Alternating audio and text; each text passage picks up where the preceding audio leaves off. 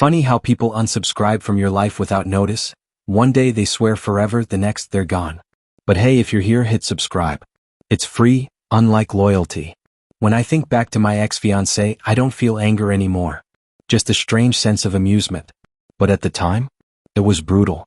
I was scrolling through Reddit the other day and saw a post about a guy whose girlfriend cheated on him, completely shameless about it, acting as if it were no big deal. It reminded me of her. I haven't told many people about this, mostly because it sucked to go through, but hey, why not? So let's go back about 2 years.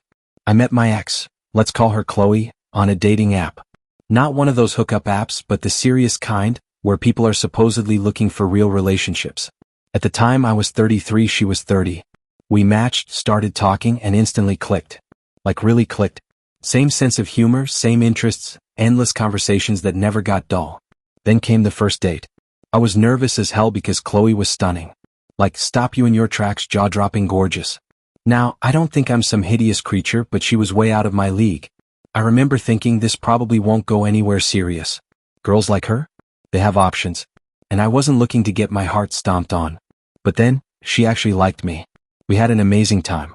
The chemistry was undeniable, and soon enough we were seeing each other regularly. It became serious fast. And for a while, everything seemed perfect. Except for one small thing. Chloe loved attention. Guys would hit on her in front of me, and she'd casually mention all the messages she got on social media. At first I brushed it off. I trusted her. I didn't want to be that insecure, jealous boyfriend. I mean, if she wanted to be with someone else, she wouldn't be with me, right? I was such an idiot. One night, we were up late having one of those random, goofy conversations about anything and everything. Somehow, the topic of hall passes came up. You know, where couples joke about the one celebrity they'd hypothetically be allowed to sleep with, no questions asked. Chloe said hers was Justin Timberlake. Fair enough. The guy's a legend. But then she smirked and said, honestly, I don't think many celebrities would say no to me. And the way she said it? She meant it. Chloe always knew she was beautiful. I knew it too. But when she casually threw out that line, asterisk, I don't think many celebrities would say no to me, asterisk, something about it didn't sit right. It wasn't just confidence. It felt arrogant. Like she was acknowledging she could have anyone she wanted.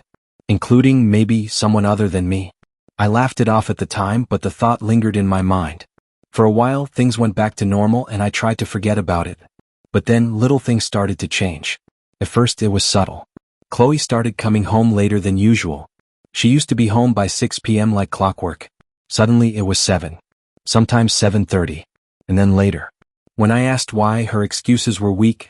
Oh, I lost track of time. Or, I ran into a friend. That wasn't like her. She used to tell me everything. She'd give me details about her workday, the projects she was handling, the people she talked to. No. Just vague answers like she was trying to avoid the subject. And the worst part? If I dared to ask about it, she snapped. Why are you being so controlling? She'd say. Or, do you not trust me? As if I was the bad guy for even noticing the shift. I wasn't the type to start fights, so I backed off. But the late nights kept happening. And so did the empty explanations. Something wasn't right. I tried to ignore it. To push that small voice in the back of my head away.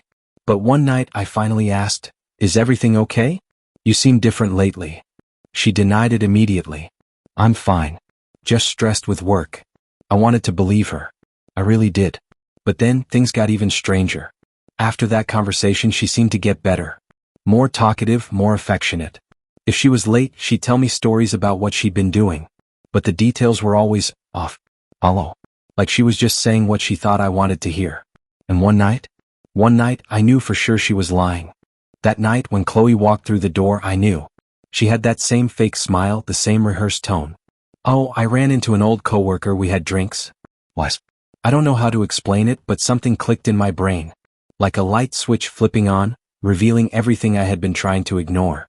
She was hiding something big. And suddenly, the thought I had been avoiding became impossible to ignore. She was having an affair. Not a misunderstanding. Not some little issue we could talk through. A full-blown, undeniable betrayal. I couldn't just let it slide. I needed to know the truth. The woman I fell for? She wasn't here anymore. And I had to find out what took her place. The plan. So there I was, sitting in my apartment, convinced my fiancée was cheating on me. And my first thought? I need to check her phone. That's where all the evidence would be, right? Texts, emails, social media messages. But almost immediately I realized that plan was dead on arrival. She was always on her phone. I'd never get my hands on it long enough to search through anything. Even if I did, I wasn't exactly a hacker. I wouldn't know where to look. And let's be real, if she was cheating, she probably covered her tracks already. I didn't want to just suspect anymore. I wanted to know. So I did something I never thought I'd do. I hired a private investigator. Yeah, I know. It sounds like something out of a movie. But I needed someone who knew what they were doing, someone who could find out who she was seeing, where she was going, and give me undeniable proof. A quick Google search led me to a PI with great reviews. I called, scheduled a meeting, and a few days later I walked into his office. My stomach was in knots. This felt like admitting defeat. The investigator was an older guy, the kind who had clearly seen it all before. I told him everything, from the late nights to the weird excuses to the gut feeling I couldn't shake. He just listened. No judgment. No telling me I was paranoid. Just taking it all in. And then he said, "I've seen this 100 times before." His plan? Surveillance for 2 weeks. It wouldn't be cheap, but it would give us the best shot at catching her. I negotiated it down to 10 days. Gave him her number, email, work address. Everything he needed. Before I left, he looked me in the eye and said, "Don't contact me until the 10 days are up. No matter how hard it gets, you need to let me do my job." I nodded. I had no idea how long those 10 days would feel. The longest 10 days of my life. Waiting was torture. Knowing that, at any moment, the investigator might be watching my fiancée with someone else? It consumed me. I couldn't eat. I couldn't sleep. Work was a blur. And the worst part? She kept lying to my face.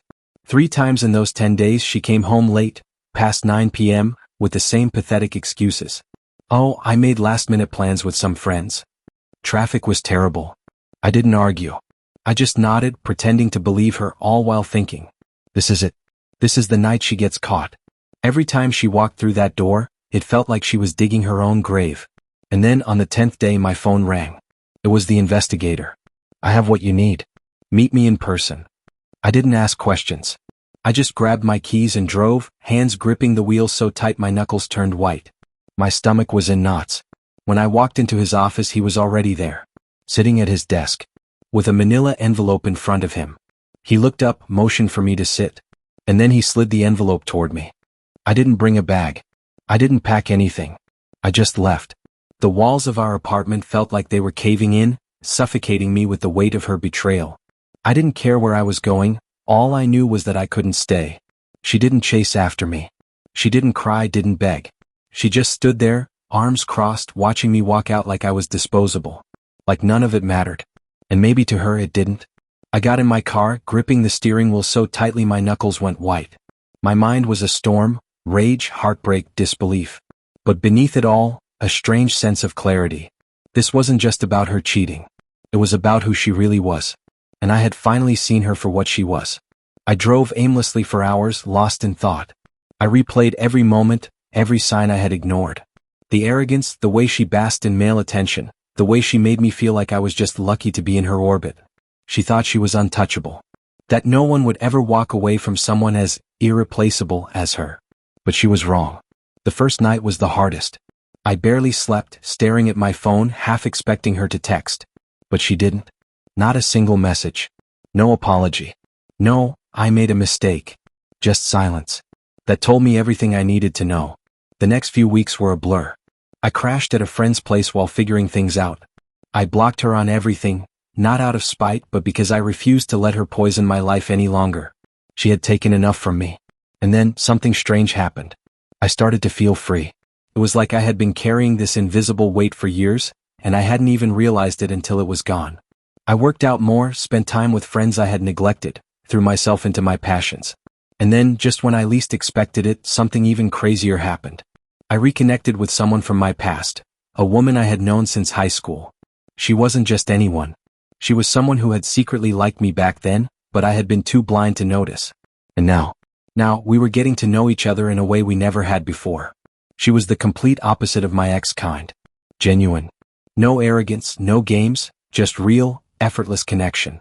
And that's when it hit me. My ex was right. I would never find someone like her again. Because I finally knew that I deserved so much better. I never responded to Chloe again after that last message. There was nothing left to say. I had moved on and she was just another lesson in my past. Blocking her was the final nail in the coffin of that toxic chapter. Meanwhile, my relationship with Veronica only grew stronger. The long distance wasn't easy, but we made it work. We prioritized each other, and with every trip we took together, every late-night call, every small inside joke, I realized just how lucky I was. This wasn't just some rebound or a fling. It was real. And now I'm standing at the edge of a future I never thought I'd have. A future I almost let slip away because I believed the lie someone else told me about my worth. But life has a funny way of proving you wrong when you need it most. So, to anyone out there who's been through heartbreak, maybe you've been cheated on, maybe you've been told you'll never find someone better, let me tell you something. You will. You just have to walk away from what's breaking you and make space for something better. Does this story resonate with you? Have you ever been in a situation like this? Let me know in the comments. I'd love to hear your thoughts. And tell me, where are you watching this from?